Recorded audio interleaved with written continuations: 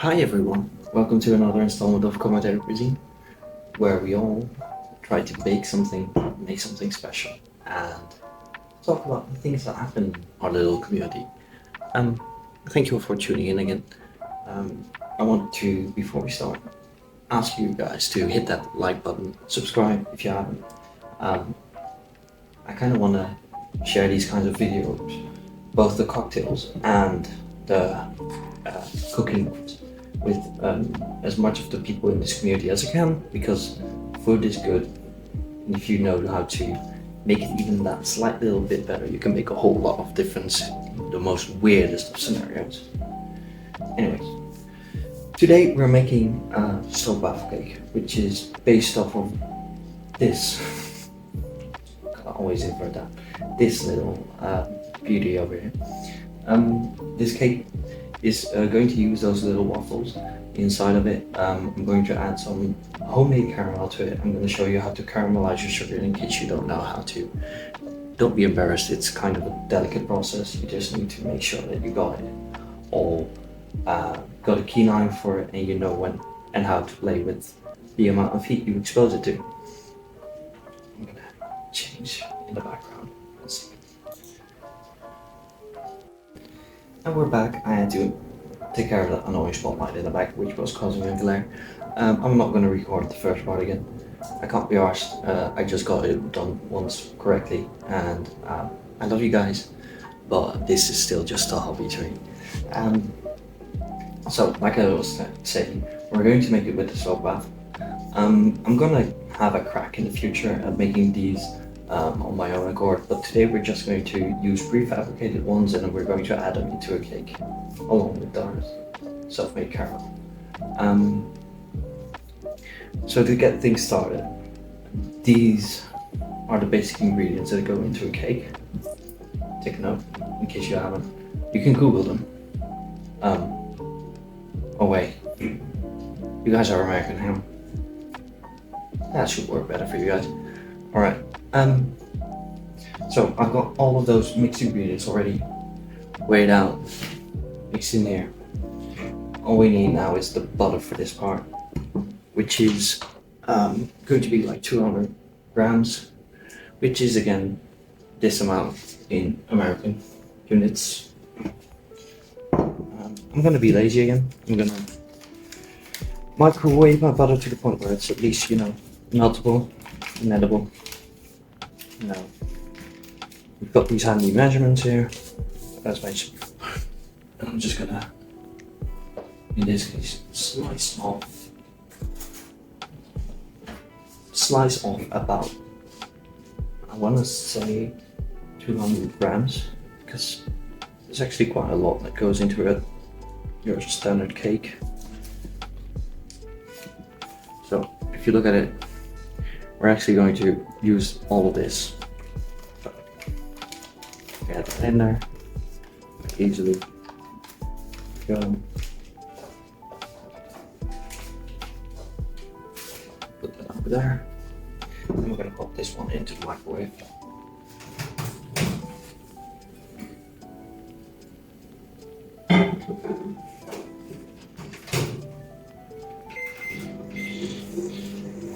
So I'm kind of still fidgeting about with audio settings, so bear with me. I've got one microphone that I thought was broken, but I recalibrated and tended to work out fine, so I'm using that one for this time around. I will fix the audio settings one day, trust me. Anyway, fast forward. Alright, so we got our butter here now. I'm just gonna add this in here.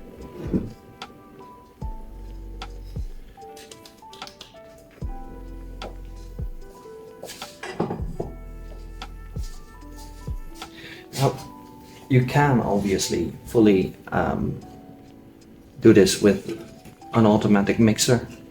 I prefer just using, plain old muscle energy, because it tends to feel more like I'm cooking, even though I'm spilling a little bit more on average. But hey, if you get in the kitchen, you might get dirty, all those kinds of little things. There we go. take that long this time around.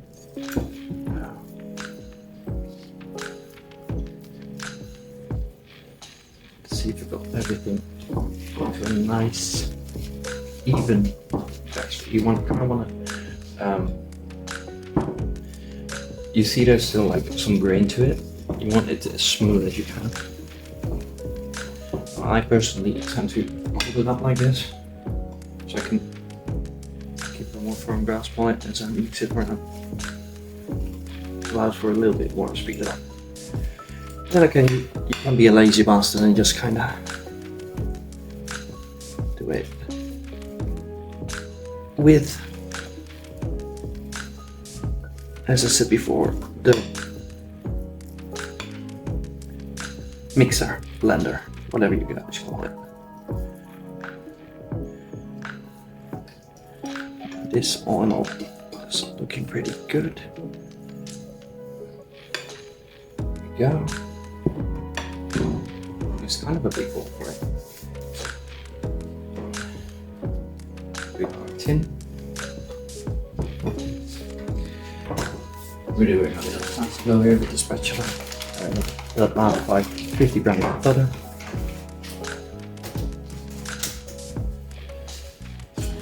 And we're going to spread it with our trusty pottenlikker.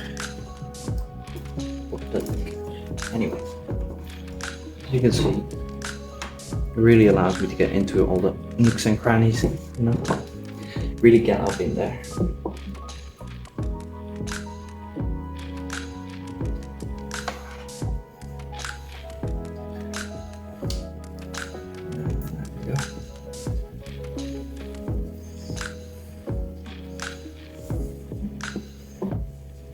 Make sure you spread it evenly across the full tin, because every part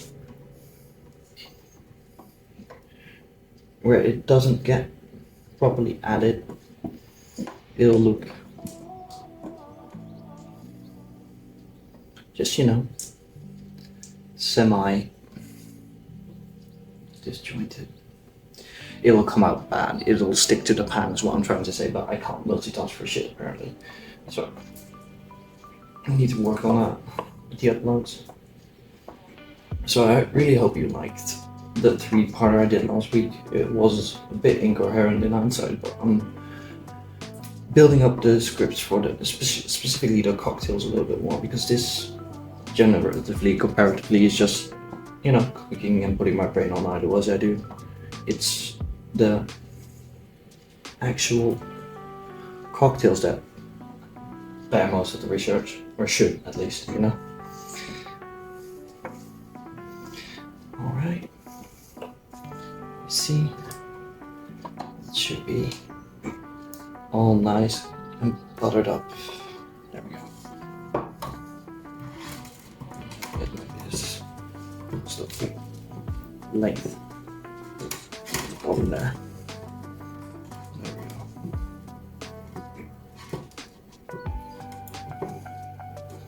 I really swear by this invention. It's one of the real intuitive ingenuity discovery invention.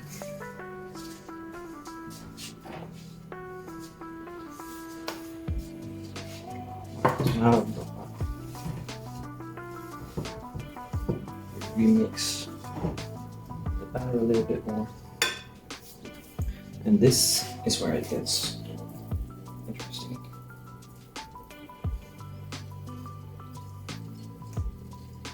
As soon as I get this whole done and over with. There we go. So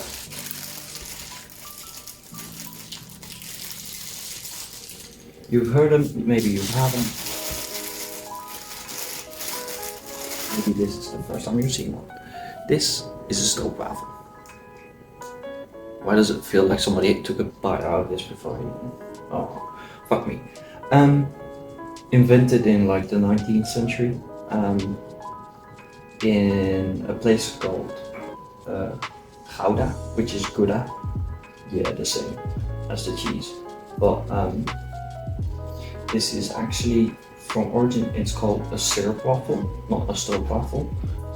Stroop's just a way for us to say syrup, basically. And as I'm talking, I might show you this actually in front of the camera. I'm just crumbling this and adding to it.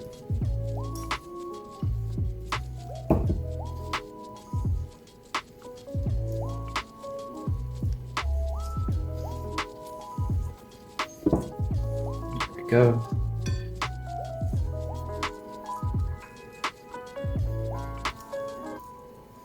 Now normally it says up to 4. I find 4 a bit much because you get a lot of crunch in there with 4.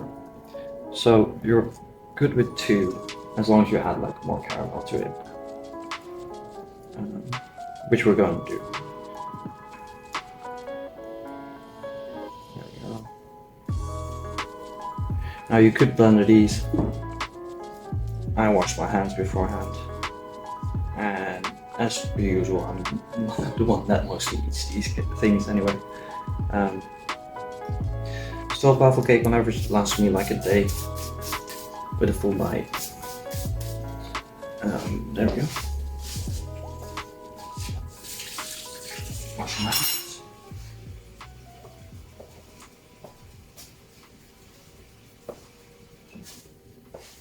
There we go. And we're gonna mix this up a little bit. This time with like your garden variety ladling spoon, I guess. Is that ladle spoon? I don't know. I don't care. You guys get to make fun of me and my misuse of the right words. So now we're gonna add some caramelized sugar to it. We've got a backup though. This is just caramel sauce. It has a lot more extra in it, so I tend to, when it comes to cake recipes like these, I want to stick to mostly the basics. So that's why I'm caramelizing some sugar in a second. It's also, of course, for all your educational purposes. Anyway, we're gonna skip ahead. We're gonna watch how I caramelize the sugar, and then we'll add it and put it all into the oven. Alright, so a little bit of a close-up. Caramelizing sugar is actually quite easy. What you need is about 100 milligrams of sugar, or this amount in American measurements, and about 3 water spoons of water. Eating spoons of water. Now, take a pan, doesn't matter. In my case I use gas, so I'm lighting gas. There we go. Low fire, mid to low. We add our water. We add our sugar. And we actually almost instantaneously, as each doesn't have a special on hand, start mixing those around. Because there's a very thin line between caramel and just burnt sugar. So I'm going to show you this. If I can, there we go. We're just stirring that up. You want to stir that up to get like the goldish brown that you're looking for. Back here. Yeah. You basically just keep it stirred. Every now and then you just rest it for a little bit because you want it to actually, get into the point where it actually starts slowly burning more, heating up more, because you need a certain level of heat in order for it to turn the goldish brown. So you're going to turn up the heat a little bit, stir it a little bit, and then we basically wait as we see the color changing. I think I even add a little bit too much water, which is fine. You just need to wait a little bit longer, Wait, let me really try. That's better. Keep an eye on the color. Not going too hard with it by the same motion, not waiting too long with it. There we go. You want to keep that going. It's a slow brownish, a gold, almost brownish color. As soon as you see it turn gold, you're in general you're safe. You know, just turning down the heat a little bit. We need to figure something out for this because this is like bending into it. But yeah, you can hear the sizzling a little bit. That's actually from the outside of the pan where there is no moisture, and when you stir it, you know, stir it up against there.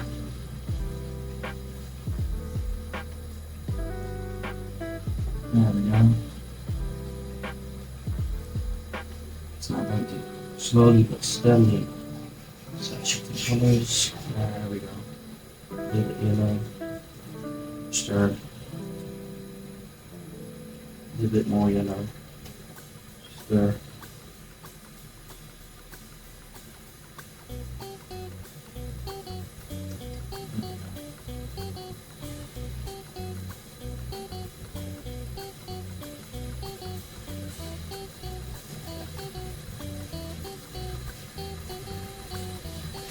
As you can see, it's starting to bubble.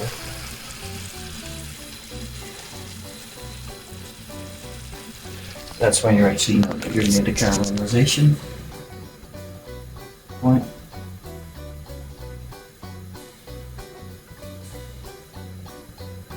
Good. Looking good, looking good. Could be a bit better. Anyway, that's what I'm going to show the end product, but that's how you caramelize. Alright, so with our caramel done, we're going to put this in there.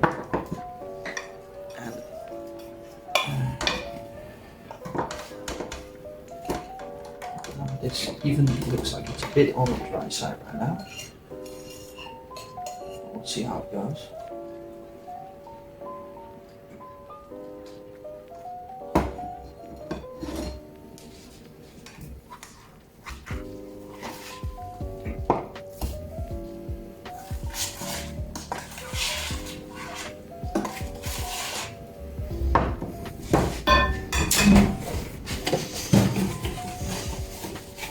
Alright, so I almost fucked this up really hard because this recipe also needs like 4 eggs. I was wondering why it didn't bind in the way I'm used to it. So I've got 4 eggs here. We're just gonna crack them by the skull, by the side here. Add them in there.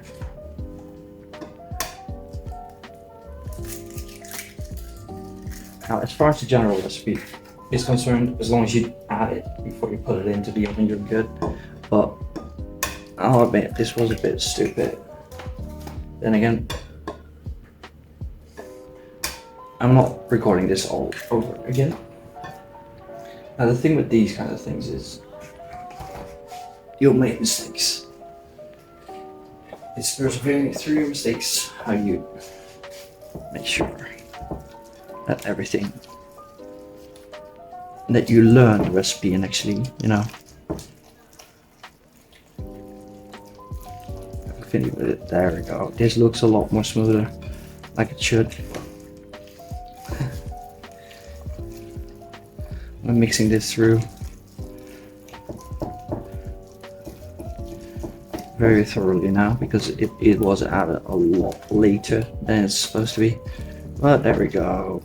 Now it looks a lot more like the recipe I'm used to, the batter I'm used to as well. Like I said, with cooking, it's all about making mistakes, improving, and learning in order to do things sometimes. So, now we got our batter complete. We're gonna add it in there. Now it is a lot stickier due to the eggs being added. There we go. Now, adding all that in.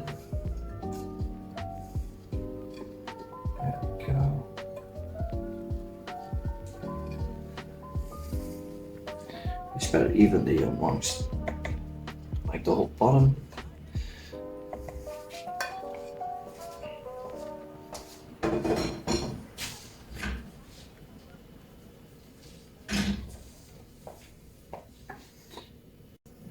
So, due to the fact that the egg incident happened, I had to reheat the caramel as well. But you can see it's a nice goldish brown.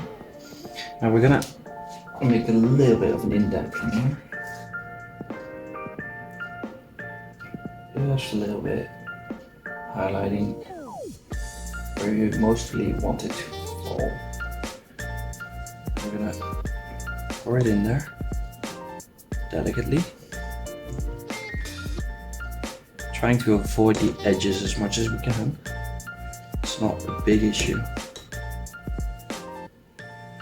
If it does, because you can always just make it a deeper indenture. That's where it will end up going. Add a little bit more through it, throughout. There we go. Now, with the normal caramel sauce, I'd actually, you know, if you're not caramelizing it on your own accord, you should probably just add the caramel sauce in the way I did with the brownies. So you'll wait a little bit longer and you'll just add it from the top at about 2/3 of the baking process.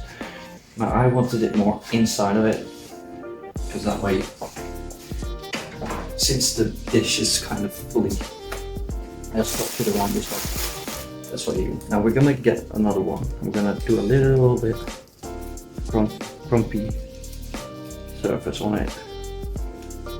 Just spreading it out a little bit. Now you could also just kind of stick it in there, but in my honest opinion, that doesn't always taste the best when it comes out, but we'll do half and half. We'll try half and half, just for the viewers at home to get a visual idea of what it would look like. There we go. Sticking it in there like that. There we go. Alright, then we're going to put all of this into a preheated oven at 160 degrees.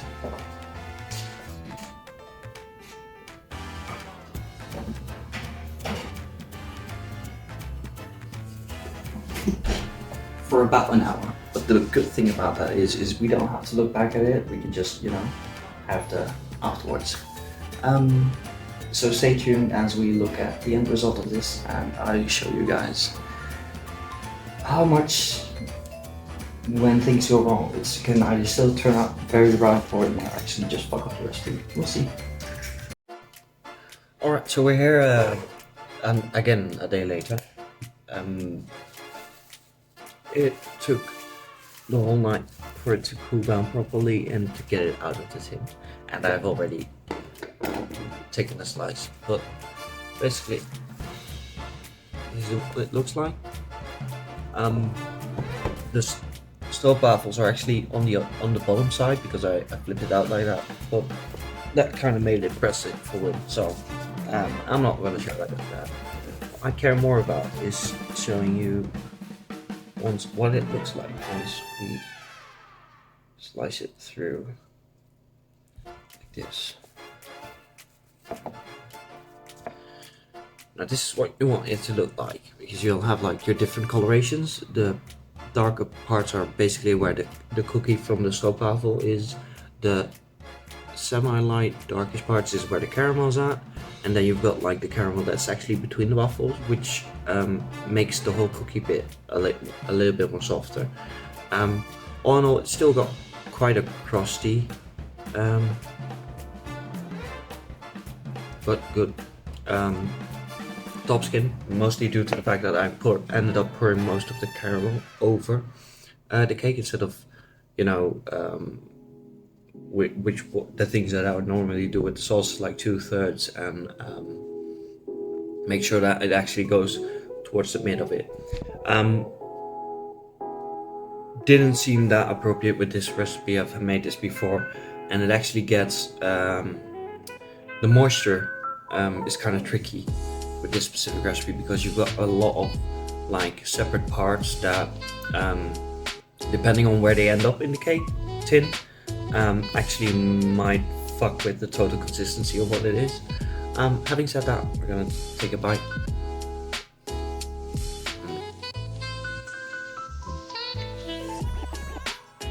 I'm obviously a little bit biased. So I already have this right. Oh.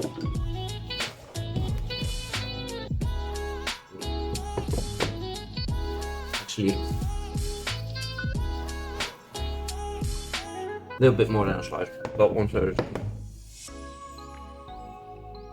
Anyway, I hope you like this content. You liked this content.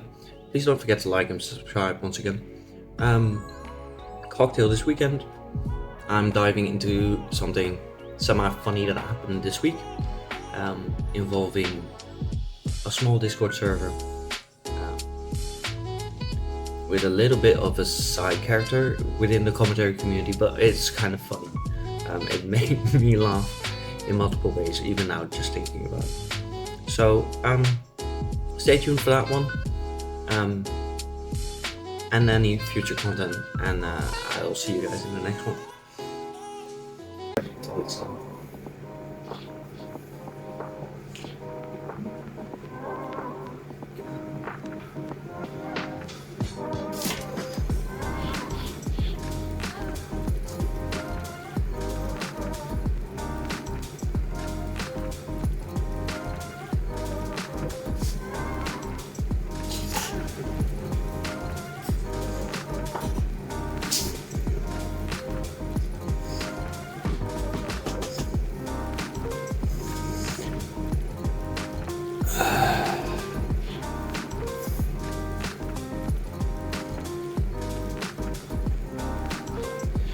A minute feels very long when you're time skipping it and you're ready to do.